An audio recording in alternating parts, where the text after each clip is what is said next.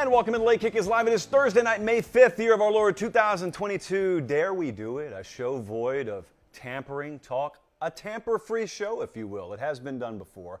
We're going to aim to do it tonight. We are jam-packed high atop a saturated downtown Nashville, Tennessee. Let me look you in the eyes and just fill you in on the hard truth. Nick Saban did this. Not the rain necessarily, but boy, a lot of somber moods around this sport right now. A lot of chaos and turmoil and gnashing of teeth.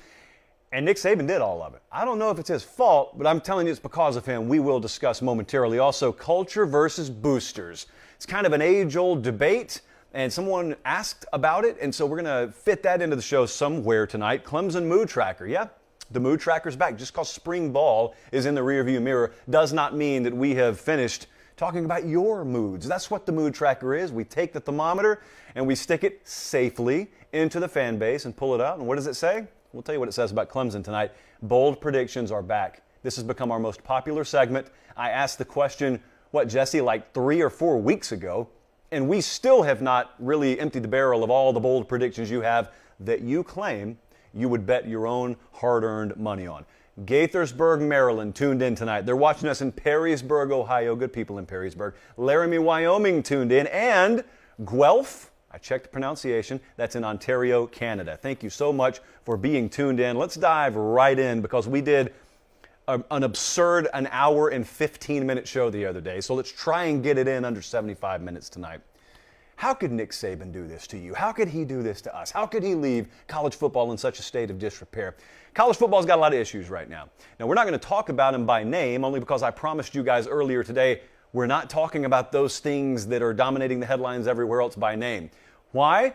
Because deep down, I get the sense you're tired of it and you don't want me talking about it. It's your show. It's not my show. So we hit the redirect button, and I come in today, and Jesse had texted me. I was in traffic, and he said, boy, do I have a stat for you. Now, normally when Jesse promises something, he underdelivers. It's when he doesn't say anything that I get pleasantly surprised. Well, today, he kind of hit it out of the park. I got to be honest with you. So Stats and Info, elsewhere referred to as Jesse, hits me with this stat today.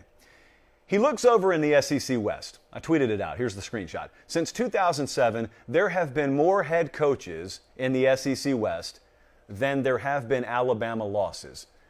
Mind-blown emoji. I should have stopped and let it sizzle for a second, but if you just want to stare at it in disbelief, it's on my Twitter account, @LateKickJosh. Nick Saban came in here in 2007, and he set a new standard in college football. Some people tried to match it. Infinitely more people just decided they were going to scream and wail and try and change everything about the sport to slow him down.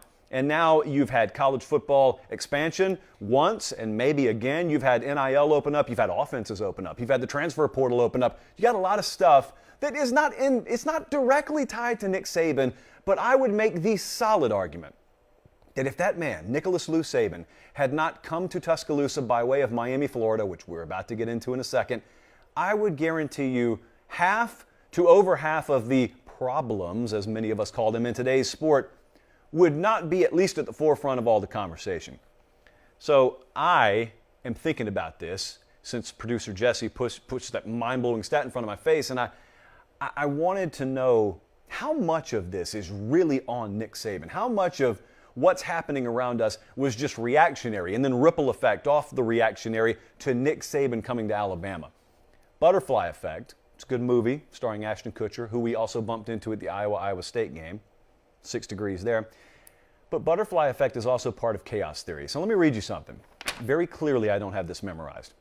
Butterfly Effect. Most of you know, but we got a sharp audience. For the few of you who are new amongst us, former casuals, soon to be the enlightened, let me tell you about Butterfly Effect.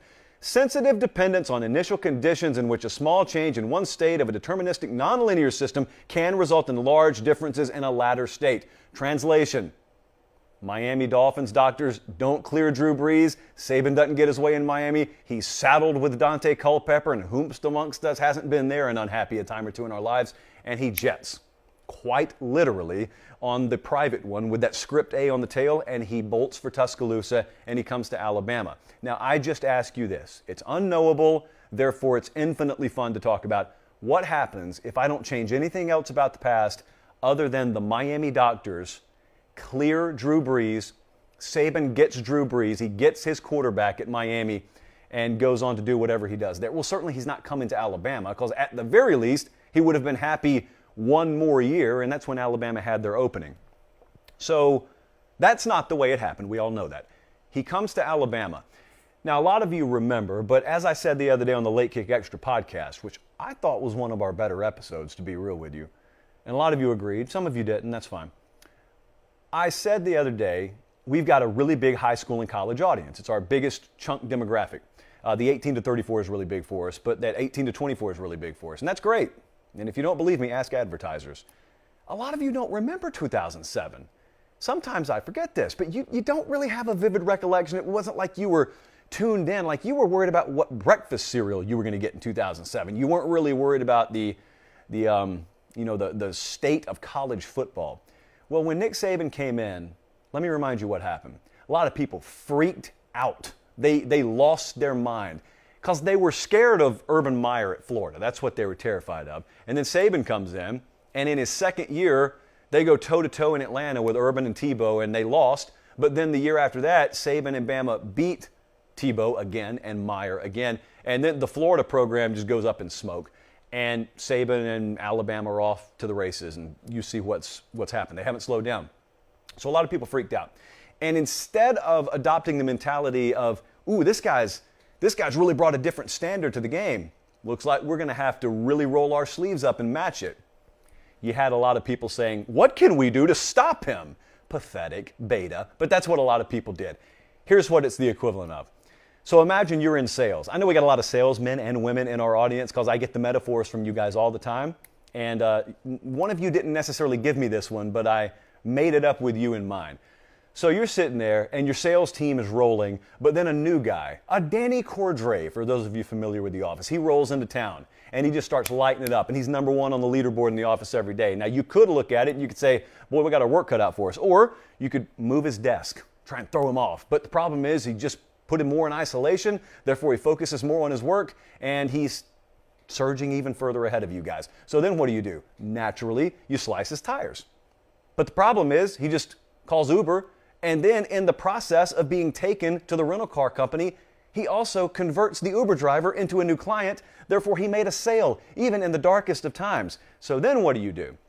Well, you absolutely have to go with the next logical step, which is you just shift the offense currency to the Japanese yen. He learns Japanese. He has a whole new market in the Pacific Ocean that you don't have access to. And so you keep making these moves, and the guy keeps one-upping you. And so eventually, one day you just see him trip and fall in the office. You and I are watching this, and we see him trip and fall. And previously, this guy was like a mythical creature to us. He's like a dragon. We can't slay him. But then you look at his knee, and what is that? That's blood. Just like every other human, he bleeds. He's human. He's mortal. And then, if you and I were merely observing, if we were just voyeurs in this whole equation, we would say, hold up. This guy is not a superhero. He's just like you and me. The only difference is he's performing at a higher level. Why don't you guys just outwork him? Why don't you just raise your collective game? That's what I would say if I were observing. And that's what, if I were not a college football fan, I would say about this sport right now. I would look and I would see how many tumblers have been put in motion, really, if you trace it back, because of people freaking out about one man, one guy, maybe the greatest of all time, one guy. And I would say, instead of throwing your sport into a wood chipper because you guys had a pretty good thing going, why don't you just up your game and beat him? And it has happened, by the way. Dabo's done it twice. Gus Malzahn got it done several times. It's not like they're immortal. It just takes doing a really, really good job and sustaining a high level of performance. But I want you to think about this sport for just a second, because you may be thinking to yourself, how do you tie all this in? Well, not directly, but think about the college football playoff. Before Saban got to Alabama, and even when they won their first title in 2009, that was the 10th different championship team in a 12-year span. All that competitive balance you guys want. We had it in college football. Had Saban not come to Alabama, it very well may have continued on that track. But when Saban came to Alabama, that first one he won in 2009 was followed by another one in 11 and another one in 12, and especially the one in 11 precipitated the playoff more so than anything because it was SEC versus SEC. If Saban doesn't come to Alabama, do we get that headline that morning? College football playoff is coming. Maybe, maybe not, but I can tell you this, even if we did get the college football playoff, because you could argue with me, we were already on the way to that. Okay, devil's advocate here, I'll grant you that. We certainly would not have moved into the expansion talk so fast, because there would have been no program out there as dominant as Alabama. The entire call and cry for expansion was because of what they were doing. They were there every year, which a blind man could have seen coming, but they were there every year with the transfer portal. It's not that old, but remember when the transfer portal was first instituted, a lot of people don't want to own these statements now, but a lot of folks out there who had 6-foot vision instead of 6-year vision on this stuff, they said, well, Nick Saban's dominated because he's always had superior depth. And he's had that because they always recruit a top 2 or top 3 class, most years number 1, and they just keep stacking them and stacking them and stacking them. And kids that would start at other programs are running with the 2s and 3s there. So when the transfer portal gets instituted, people say this is going to knock Bama down to size, because no longer are they going to be able to hoard all those 4 and 5-star kids on the 2s and 3s on the depth chart. Well, that's true. That was true. They've lost some guys. Here's the problem. There was a downside you didn't think of. No, they're not hoarding their 2s and 3s. Their 2s and 3s weren't as safe as they used to be. Your 1s weren't as safe either, were they? Where's Jahmyr Gibbs playing his college football next year? Where's Eli Ricks? Where's Jermaine Burton? Where are they playing their college football next year? In fact, every addition that Bama has made in the transfer portal, has it really led the locals in Tuscaloosa to miss anyone who's left the program? As he said, he being Nick Saban here, as he said at the outset, we're probably going to lose some good players. We're going to take some great players. And they have. Boom. Move on. The entire offensive evolution in this sport. If you really think back to 2013, 2014, people thought they had the book on Bama. I mean, smart people can say stupid things sometimes. Stupid people don't really say smart things.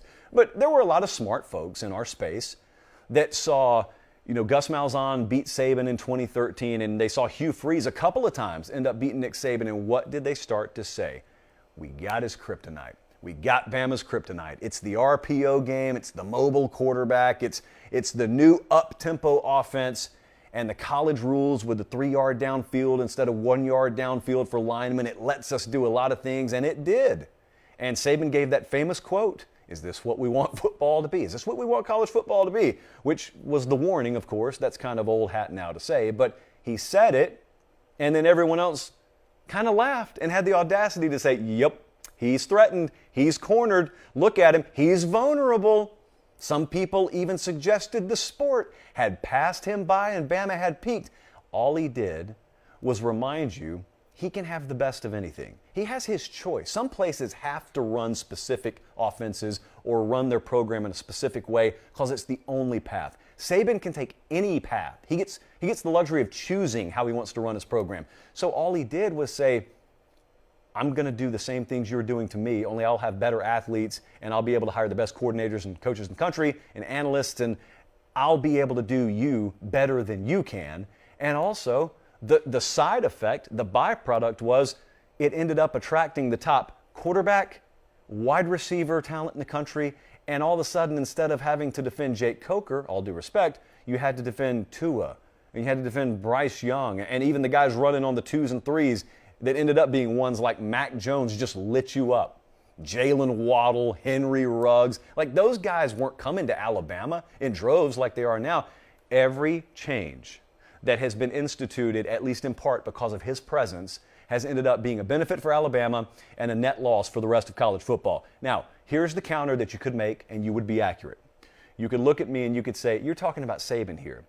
But a lot of the problems with NIL and the portal being on fire right now and all this mess we're dealing with, that's because the NCAA drugged their feet. That's because the NCAA failed to act when they should have acted.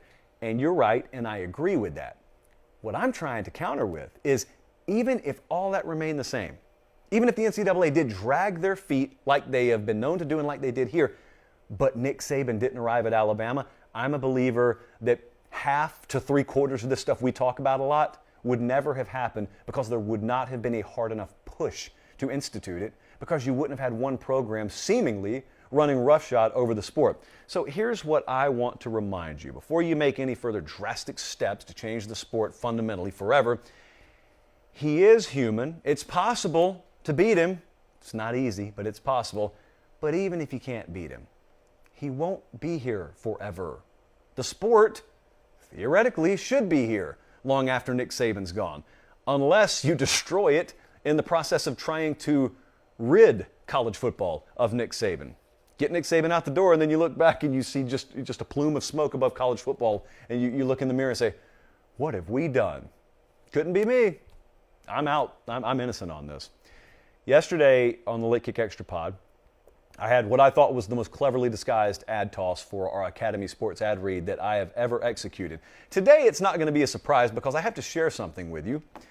This is called a good old-fashioned testimonial. This is from one of our friends back home in Columbus, one of the originals, Jay Bonner. He said, "Good evening, Josh." Full disclosure, he sent this like a month ago. Irresponsible me just opened it last night. He said, "I got to brag on Academy Sports real quick. Our nonprofit, Hope Connection America, helps disarm fear and inspire hope through play-rich environments for foster kids. We partner with local professional sports teams to put on sports clinics." Well, Jay continues, "After hearing multiple ad reads on your show and finding myself in need of a partner for sporting equipment, I immediately thought of Academy Sports and Outdoors. Shout out alert. After reaching out, Cody Reed, R-E-I-D, for anyone who wants to give him a raise at Academy. Cody Reed, who is a regional marketing specialist in Columbus, responded quickly. He said, yes, he provided all the equipment requested. I just thought it's another great example of how Academy is meeting the needs of our communities and the needs of kids who are hurting." So, I didn't get the applause track ready, but this is me clapping for Cody Reed, and this is all of us clapping for Academy Sports and Outdoors, because what they made possible for those kids, we're not surprised by, because they make our show possible every week. They are our exclusive partner for a reason. And here's a really, really nice cherry on top. They're not just folks with good hearts. They have really, really good sporting goods equipment and grills and tents and everything in between too. So Academy Sports and Outdoors, the eternal one-stop shop for all your outdoor sporting goods needs, but also, I mean, there's a lot of stuff that you could just go over there and buy because you just need to use it in your day-to-day life. That's what I've taken to, and that's what I strongly encourage you to do. Academy Sports and Outdoors, we really, really appreciate that. And I can promise you, so do those kids. Deering, Georgia, tuned in tonight. Louisville, Kentucky, tuned in. And Atmore, Alabama, which is home to a maximum security prison. So most of the time when folks go to Atmore, it's not for a good reason. But when we shout them out, it is for a good reason. Thank you. You know what's back tonight? Bold predictions are back. I think this is version 5.0, and they just keep getting saucier and saucier. Let's dive right in here. The first of the bold predictions that you folks claim you would bet your own hard-earned money on has to do with the Fighting Volunteers, the Fighting Collins of Tennessee. Matthew says, how bold would it be to assume Tennessee can win the East and make it to the SEC title game this year? Glad you asked. That is an 8 on the boldness scale, an 8, 1 to 10. There are two things you have to sell me on. This is not totally impossible, but you got to sell me on two things. The first is, how's Tennessee going to Georgia and beating Georgia? Because I think that has to happen here. Absent Georgia dropping 2 games elsewhere, which I don't think is going to happen, that would have to happen. So sell me on Tennessee beating Georgia in Athens. Then we're not done. That would be monumental enough. Part 2 is you have to sell me on then Tennessee finishing no worse than 7-1 in conference play. So they can only drop 1 game even if they beat Georgia, because I don't think Georgia's dropping another conference game. Now that's an assumption that I think we all would have to assume, okay? So it doesn't sound monumental. If you go beat Georgia, you think, okay, we can still drop another game. Well, you know you play Bama every year. And you've also, on the conference slate this year, have Florida. They go to LSU. Like I said, they've got Bama. They got Kentucky. They got Missouri. They go to South Carolina. And they go to Vanderbilt. Why not? So you got to sell me on both those things. You could. That's why I said 8, not 10. Like I said the other day about Georgia in a follow-up year to a national championship. We've seen it with Ohio State, Bama. We've seen it with all of them. Stranger things have happened. So let's put that at an 8. Some things to look out for. You know, there are 15 starters returning from last year's squad. Hendon Hooker, probably the most important there. They also picked up Brew McCoy from the transfer portal the other day. Big-time receiver out of USC. So just keep an eye on the Vols. They're a very interesting program this year. SEC East winners, a little bold. Not the most bold thing we've ever had proclaimed on the show, though. Next up, this one is probably the most popular bold prediction over the last decade. Texas in the college football playoff. This is a solid 8 for me as well. 18th in points per game nationally last year. So offense was there, defense nowhere to be found, especially in the big moments. They've added Quinn Ewers. They've overturned 40% plus of the roster via the transfer portal and recruiting and whatnot. So you see some of the expected offensive contributors if you're watching on YouTube. Bijan Robinson's there. He's probably going to make a run at a Heisman Trophy appearance this year.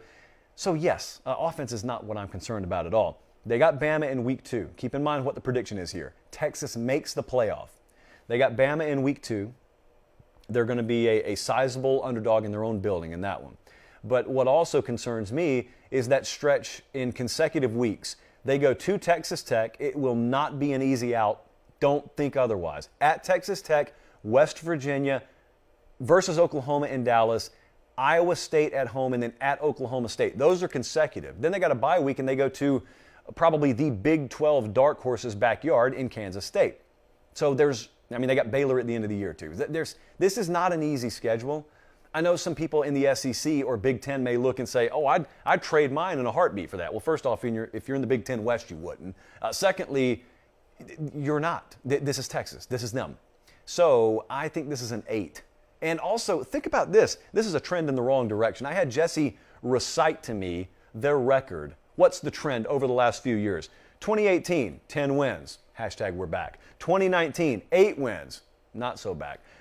2020, 7 wins. 2021, 5 wins. So you're telling me we're going 10, 8, 7, 5 all the way up to the playoff? I don't think that happens over the span of 1 year. So I'm going to put that in an 8.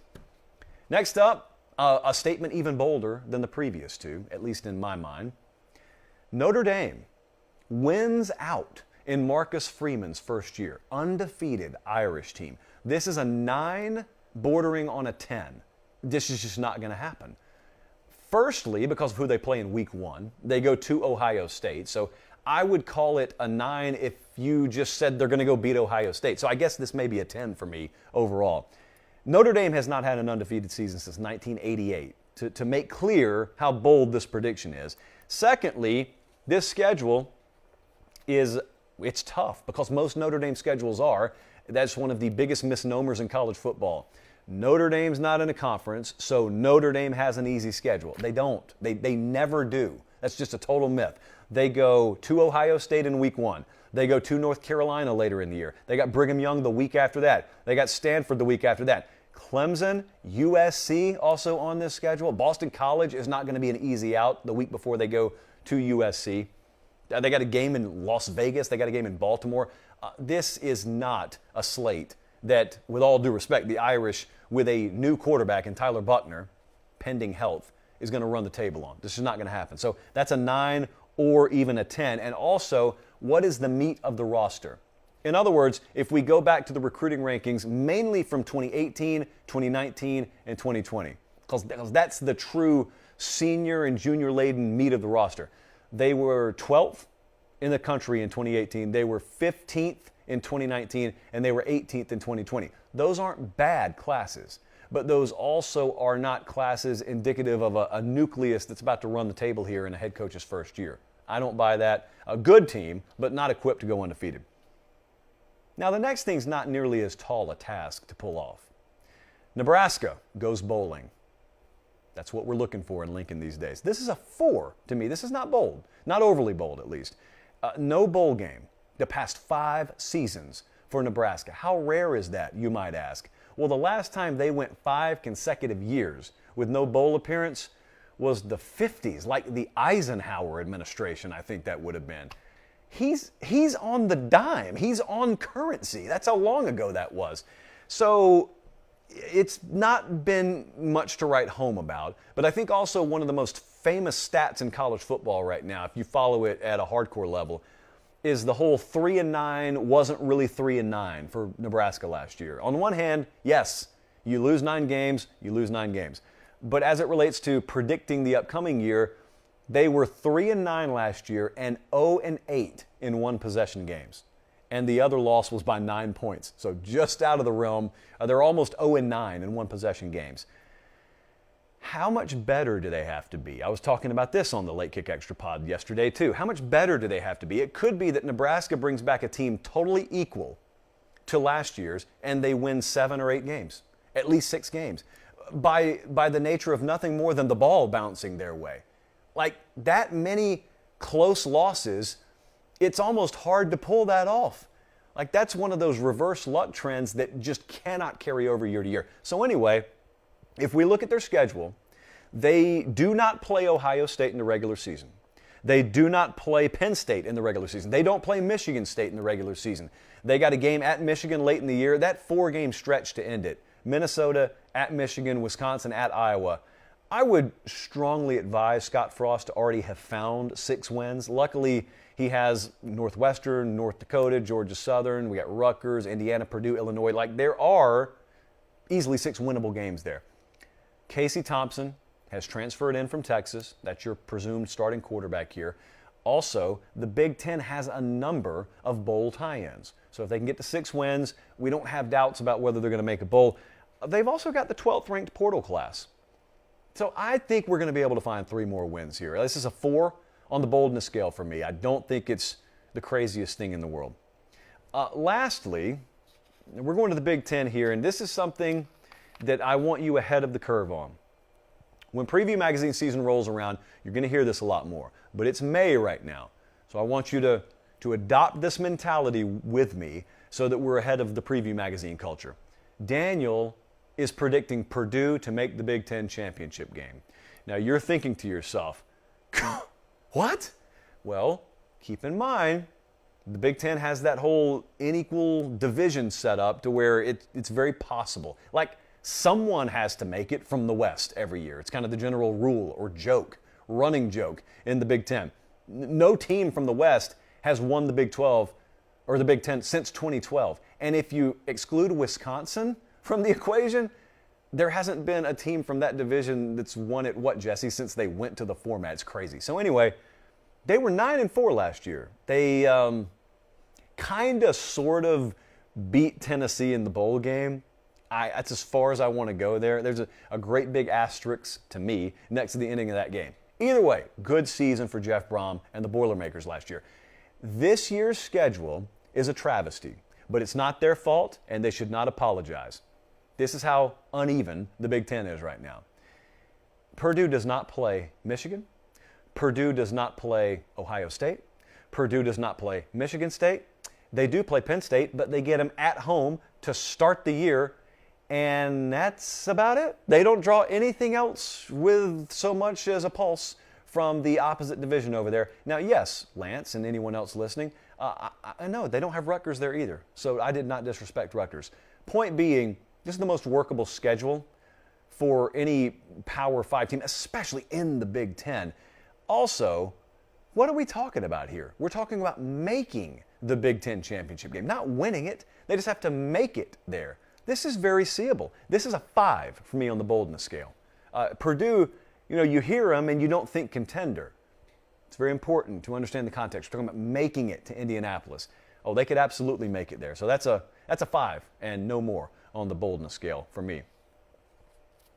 I have breaking news. It's not really breaking. Don't let me false advertise, but it's breaking for us. We have a check-in from South Korea. Jeju Island in South Korea. They are tuned in tonight. Manor, Texas, and Destin, Florida, also tuned in. Let's talk about programs for a second. Not the movie, but just the anatomy of a program in general, as I put something here in the live chat. Thank you guys for watching. Got to prove I'm live sometimes. We had a question today. I'm just going to read you the question. I'll tee it up that way. Ryan asked, what is more important for a program, culture or donors? Henceforth to be referred to as boosters on this show. Schools with big boosters more frequently win championships, but can also be bad. And schools with less boosters but better culture are more consistent but not contenders. So this is an age-old question. What's more important, having those deep pockets or having a rock-solid culture? Well, I would say to win it all, to float at the highest level, the tier 1 level in college football, it's essential to have both. I don't care how good your culture is. If you don't have money, you cannot win at the highest level in this sport. But money does not guarantee you anything. So the best way I can put this for you is good culture does not guarantee anything. Bad culture absolutely does guarantee something, and that something is not good. It's kind of like if you think about topsoil. I could have the most fertile, rich topsoil in the world out in your garden there in the backyard. The topsoil is not going to grow anything. I've still got to put the seed in the ground. I've still got to water it and cultivate it and harvest it. But if I got bad soil in the backyard, no amount of hard work will make it produce anything. So, there's a lot of kids out there in a lot of programs with bad culture who work their tails off. Think about the mixed message this sends to an 18 or a 19-year-old kid who is told their whole lives, you got to work hard for what you want. And let's say they embrace it. And they go to a program and the culture is subpar. And so they've got just crappy soil. And yet they're planting and planting and planting and they're investing and they're spending their time the right way. And yet they're getting nothing in return. They're losing on Saturdays. Their draft stock's not where they want it to be. What kind of mixed message must that send? Especially to a young kid. If you're 44 years old, maybe you get it. But if you're 19, I can't guarantee that you understand what's going on there. And that's going on a lot. That's why you watch sometimes and you can go to practice and you can see hard hits and ultra physical nature of practice. And you can see guys lifting in the summer months. Some people would refer to that as a word that starts with an O, but we don't. And you think, how could this team lose? Like, look how serious they take this. The soil isn't what it needs to be. I don't know what else to tell you. Now, there is a misconception out there, two of them actually, that I wanted to hit on right quick. The first misconception is that money solves things in college football. Money alone doesn't solve anything. Texas is the prime example of this. Texas has limitless financial resources, and they've been horrifically bad relative to what they should be over the last number of years. It certainly hasn't been a money issue. It hasn't been a donor issue, well, at least in terms of financial resource, but it has been a donor issue in another sense. And this is well documented with Texas. This is not a bash on Texas kind of show or segment or anything like that, but money sometimes fools people into thinking, even if things start to go sideways, don't worry, because we got a lot of money and we can just throw it at the problem. I asked Jesse, I'll ask you, can you find me anything in football or society that merely throwing money at with no design or purpose behind it or plan behind it solves? No, we're not exactly doing a segment on government right now, but it's very, very correlated to what we see a lot of times. You throw money at something, you just probably waste a lot of money. You got to channel the money. You got to channel the resources. And in football, it has to be tied in culturally to a very solid foundation, or else you're just lighting your money on fire.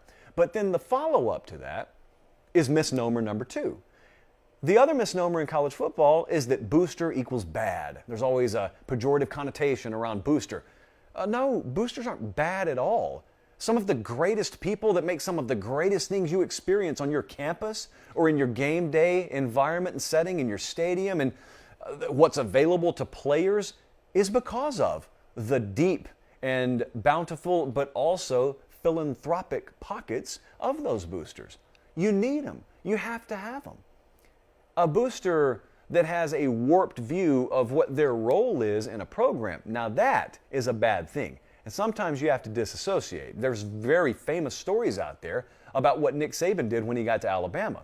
There were some folks that had long since become used to running things up there and sort of walking around with a certain gravitas and a certain authority because of the check they wrote to the university there every year. And Nick Saban looked and said, I could take your job or leave it. I do want to come there, but it's going to be me or these folks. It's not going to be both of us. I'm not about to try and compete with dudes who own a rubber cement plant in Tuscumbia. No, I'm running the program, and if they want to get on board with my way of doing things, great, we'll win multiple championships. But if they don't, then it's either me or them. Guess who got disassociated from the program? It wasn't Nick Saban. He's still there today. So I think it turned out okay. You've got to have someone running your program that understands the difference. And it's a fine balance. Even Nick Saban is not immune to this. Nick Saban has to sit there and grit his teeth sometimes and spend a day on a golf course in the middle of July with folks that he may not in an ideal world be hanging out with. Kirby Smart's got to do it. Dabo's got to do it. I'm just saying those guys also understand where the line is drawn. And some coaches, especially young ones out there, I speak like I have experience. I've heard the stories. That's my experience. I have experience hearing stories of young coaches that they had no grasp on where that line was. Like, who do I allow to have access? How much access? We couldn't have had this building on campus without this person. They've been around long before I was born, if I'm a young coach. How can I tell them no? Well, here's how. You run the program. They hired you to be the head coach, not my boy over here running the rubber cement plant. So it's tough. I didn't say it was easy, but they're not paying you $7.5 million a year to make easy decisions. We can do that. They're paying you to make the hard decisions. So booster versus culture. You got to have both. And if you just have one, like you could have, for example, great culture, limited financial resource, you could still do some good things. You're not flying at the highest level. Your plane is not reaching cruising altitude where it needs to unless you got the financial resources to make it happen too. We mentioned Clemson a second ago, so why not? Let's just dive back into the mood tracker, also one of our more popular segments. Colin, here's a good endpoint for you. Good news, the mood tracker is back. It's time to talk about the Clemson Tigers tonight. Kind of put this off a little bit back before spring ball because I wanted to feel out spring with Clemson. So the mood tracker is just a feel of the fan base. If you live in Bozeman, Montana, you're not usually in South Carolina, you're not around the Clemson program, you don't follow the ACC, I want to let you know not what the preview magazines or the newspapers, if any of you are still reading those, are saying. I want to let you know what the fan base is thinking. This helps you be more informed on the game. And this is a delicate situation. I don't know that there's another situation quite like this out in the contenders sphere of Power 5 college football, where you've got a fan base that feels one way or they exude one attitude publicly, but amongst themselves privately, they have a little more trepidation. So, boy, we had a time coming up with the mood for Clemson today, but we got one. We are labeling Clemson's mood tracker as Muldoon Mood, which does not make sense to you, nor should it. In the movie Jurassic Park, there was this guy. He wore safari gear, head to toe. He was in charge with controlling the velociraptors. Remember that guy? He had like a thick South African accent, and he wore socks that came up just above his calf but below his knee. Like he was head to toe, almost in a Halloween costume. He was a caricature of what you would expect a guy who controls velociraptors to look like. Well, he did have confidence that he had control over the velociraptors while they were in that cage and, electricity was keeping them inside. But once the power to the park went down and those raptors got free, things were radically different. And so there comes a time. I don't want to spoil a 1993 film for anyone, so close your ears if you hadn't seen it, but there comes a time where those raptors are out there in the jungle and Muldoon and Ellie, they got to go through the jungle. And so he is exuding confidence externally. And he tells her, "We can't. We're being hunted." And he has his gun in his hand, and he's trying to make her think he's got control. He is like minutes away from being devoured whole. Good news is Ellie makes it to the disastrous sequel. She makes it. So the point is, he knew he could be in trouble all along, but he wasn't exuding it. At Clemson right now, they know they still got a rock-solid defense. They know they still got more talent than anyone else in that conference. They know that Tiger Paw is still the most feared logo in that conference. They know they are fourth best in terms of national championship odds this year. They haven't disappeared off into the abyss. It's nothing like that. And they're confident that they'll return to normal this year, as normal has become defined at Clemson. But, and let me be clear, that's as far as they're going to let you hear them go. As long as there's a Gamecock fan or a Miami Hurricane fan in the room, that's all they have interest in sharing with you. But then, when you guys, however, a South Carolina Miami fan came to hang out, when you guys go out there in the courtyard and they're just amongst themselves, the tone lowers a little bit and they acknowledge, I don't know anything about these coordinators we just elevated from within. I don't know if DJ is going to be back on track just because he lost some weight. Does that make him more accurate? I don't know that our receiver core is any more explosive than it was last year. I don't know if we've rectified the things we need to rectify to return ourselves to just totally dominating this conference with a blowtorch. I don't know that. I'm not going to let them know I don't know that. We're not letting them know we're worried about it.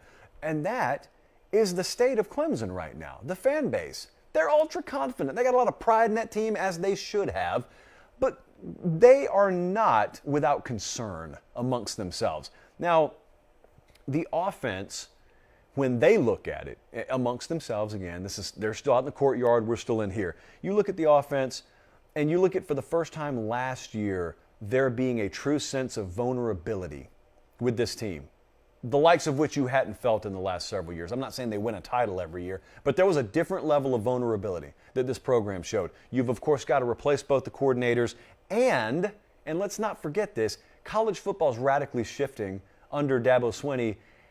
He's got his philosophy on how he wants to run his program. I'm not going to knock a guy who's found a way to build a program and win 2 titles. I'm just saying he is not embracing some of the things that other programs are embracing. And what we really cannot know yet, because it's just too early in the sample, is how it plays out for him. If he doesn't refuse but is very reluctant to use the portal and the competition elsewhere in the ACC is diving into that thing left and right, does it put Clemson at a disadvantage? I think it will, but I could be wrong. Do they recruit and develop well enough where they don't need it? I think you're handcuffing yourself if you voluntarily enter into the equation that way. But also with NIL, like how are they going to handle the evolving nature of college football long term, not just this year? But it's kind of an unprecedented situation if you think about it. Because Dabo Swinney's in a situation right now I don't think anyone else has been in. Where have you found a guy who built a program? He didn't inherit it. He built the program as we know it now, virtually from the ground up. He also has won 2 national championships, and he did it smack dab in the middle of the greatest dynasty the sport has ever seen against that team. He beat Bama both times. And yet, I think it's reasonable that there are people claiming he's got something to prove this year. When have we ever said that? I cannot off the top of my head ever remember saying that. But I'm telling you, if you feel that way, I feel that way too. It's not that he needs to validate himself. Dabo Swinney validated himself a long time ago. Dabo Swinney is a Hall of Famer if he never coaches another down. I'm not saying that. What I'm saying is we're going to see something play out this year and next year kind of too, but especially this year with Dabo Swinney's philosophy really being put under the microscope. He could have had his choice of many coordinators nationally. He was quoted as saying, I made the decision in about 10 seconds. I didn't feel like I needed to go outside. I had the folks right in here. Someone like me looks at that and I say, that's a dereliction of your service to your program. Don't you at least owe it to those folks to look elsewhere? He's running the program. I'm not. He's got the championship rings. I don't.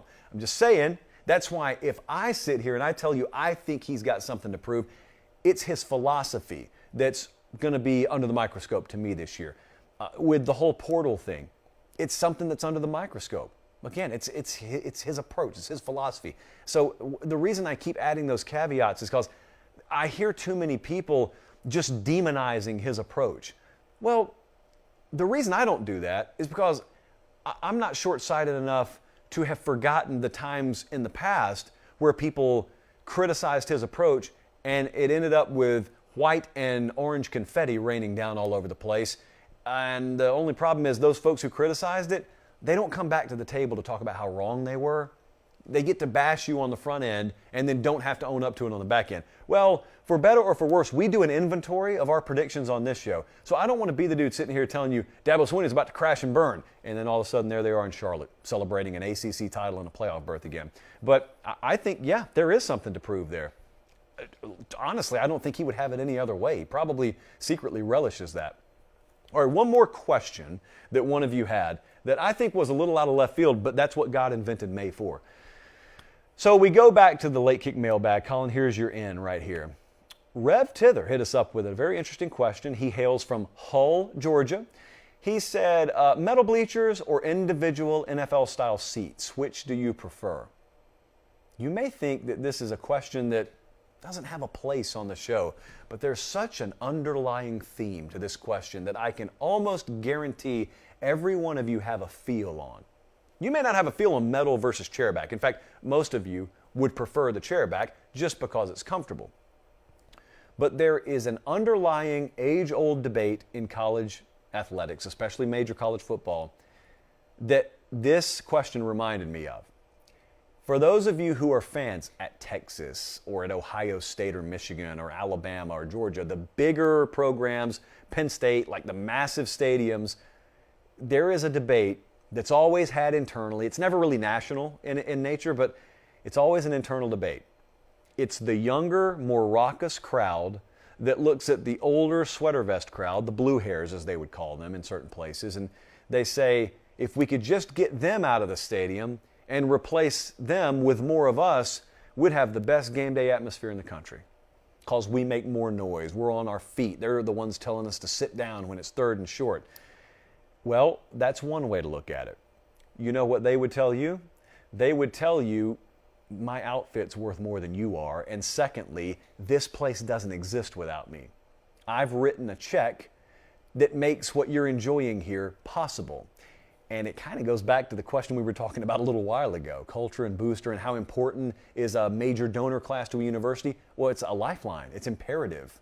And when we go back to this question, and we talk about the old school metal bleacher look in a stadium versus the newer school chairback look, we are drifting very radically away from stadiums being full metal bleachers. In fact, I don't know many of them at all on home campuses that are all metal bleachers. Now, it used to be they're all metal, but you can pay a little bit extra with your season tickets per year, and they install the chairback for you. Even that is not a good enough amenity moving forward based on what they're charging you for those season tickets. We're still working on a segment about this, by the way, so I've not forgotten about what I asked you guys to submit. But as much as I say that, and as much as the in-stadium, in-person experience is having to be, how would I say this? What is the word, like luxurified? It's got to be more luxurious. That's what it has to be. So added luxury is something that's a necessity for the in-stadium game day experience. Now, but as that's happening, there is a perfect world still out there to me. Because my personal preference is I want metal chairbacks, or I want metal bleachers all day. I don't want the chairbacks at all.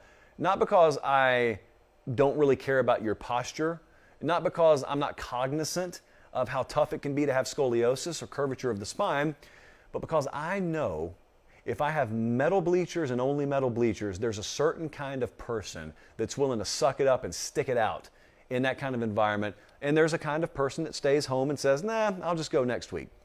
The Cotton Bowl in Dallas taught me a valuable lesson this past year when I was there for the Red River Shootout, not to be referred to as any other name. This place is all metal bleacher. It's as old school gets. It's obviously neutral site for OU in Texas, 50-50 split right there at the 50-yard line. And my biggest takeaway in what was a classic game when I came back, those of you who watched the show the following Sunday remember, I told you, guys, I have seen the light. There's not a luxury suite to be found in this place. There's not a chairback to be found. And as a result, everyone there is a die-hard, rabid, full-throated, all-in, foaming at the mouth fan who is making as much noise as they possibly can, because the kind of person willing to sit on a metal bleacher in 90-plus degree heat for 4 quarters is the kind of person who can undo the top button and really let loose. And they did, en masse, to the tune of over 90,000 plus at the Cotton Bowl. That's how it is every year. I just was fortunate enough to finally experience it. But that's not Austin. That's not Norman. They are probably on those campuses upgrading year over year the game day experience. Don't mess with the Cotton Bowl. One of the big debates that happens out in Big 12 country is whether they should move the Red River Shootout from the Cotton Bowl over to Arlington, Jerry World, which would be a sin, a crime against college football to me. The Cotton Bowl, the Cotton Bowl is as good as it gets for a regular season neutral site environment, and those metal seats are a big reason why. Because the kind of person that's willing to sit on that metal bleacher in that blazing sun for 4 quarters and not care and be drenched in sweat and just pour that emotion out anyway, That's a different kind of clientele than what you know good and well you're looking to attract if you move that thing across town into Jerry World. You already got the Big 12 championship game over there. You already got college football playoff games coming through there. You got national championships coming through there. Leave the Red River Shootout alone, please. You've got your hands all over everything else in the sport messing it up. Please just leave the Cotton Bowl and the Red River Shootout alone. That is my passion plea, and I know I got a lot of backup on that from actual fans who actually go to games out in Big 12 country. I've got to ask you guys to do one thing. It's really simple. Subscribe. That's all I need. Subscribe to the YouTube channel. A lot of you are watching but not subscribing, even though it doesn't change anything, and it's free. So subscribe to the YouTube channel and the podcast. Just subscribe. That's it. You still download it like normal. You just subscribe. That's all. There's no other catch. It doesn't cost anything. It doesn't subscribe you to anything like mailbag-wise. It helps us. You still get the same thing. It helps us. We appreciate you guys. A lot of stuff happening around here. Really, really excited. So we appreciate you guys. For producer Jesse, for director Colin, I'm Josh Pate. Have yourselves a great start to your weekend. We'll see you back here Sunday night. Until then, God bless.